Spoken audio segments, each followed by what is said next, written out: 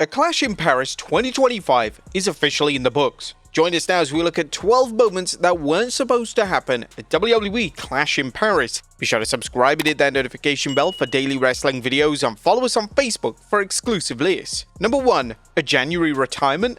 During the kickoff show, Michael Cole claimed that John Cena would be having his final match in January 2026. Wait, what? This led to a lot of confusion from fans, as it's been confirmed for months that the WWE Great will be retiring in December this year. Fans wondered if Cena had suddenly decided to stay an extra month, but that doesn't appear to be the case. Cole would then correct himself, and for now, Cena's retirement date is still set for December 2025. Cena's retirement match will reportedly take place at Saturday night's main event show in Boston, and it's still unknown who Cena will be facing, with common suggestions including Gunther and Drew McIntyre. Number 2. A terrible landing. At the post-match angle following Roman Reigns versus Bronson Reed saw Reigns receive a deadly spear from Bron Breaker through the announce table.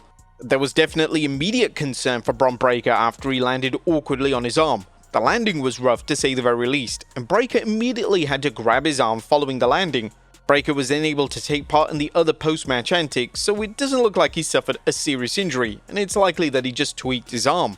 Number 3. Caught on the apron. During the Wyatt 6 vs Street Profits matchup, there was a spot in the match which saw Joe Gasey take a suplex on the apron. Sadly, Gasey landed with one of his legs bouncing off the rope, and it was lucky that Gasey didn't suffer a serious injury. Michael Cole on commentary explained the botch by stating that it helped Gasey in the sense that he didn't take significant damage from the apron by using the ropes to his advantage, which was a good cover-up. Number 4. Miscommunication.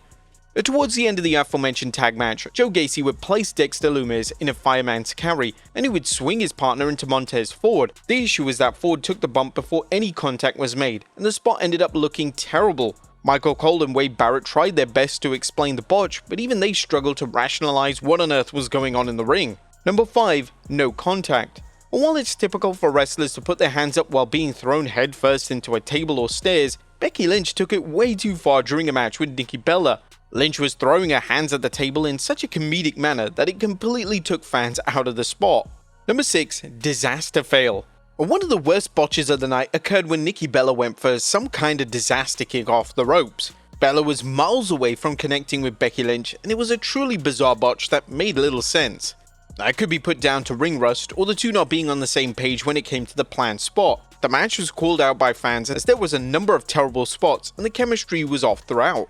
This match could have definitely benefited from trial runs at live events, as Nikki only had a few matches since 2018, and Nikki and Lynch have never wrestled 1v1 before, so botches and blunders were definitely expected. Number 7. Clearing your throat.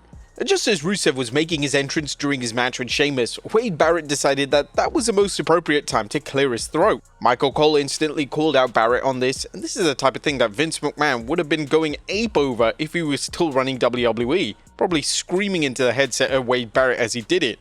Number 8. Uppercut. Logan Paul decided to deliver an array of new moves in the John Cena match, including a pop-up uppercut. Unfortunately for Logan, he couldn't fully connect, and instead of Cena's head area, the uppercut landed on the chest region of the WWE Great. Number 9. 5-knuckle shuffle.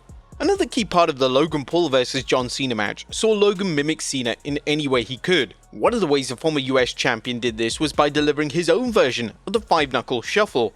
The camera would show Logan barely making any contact with Cena's face, and it wasn't the finest hour from the WWE's camera department.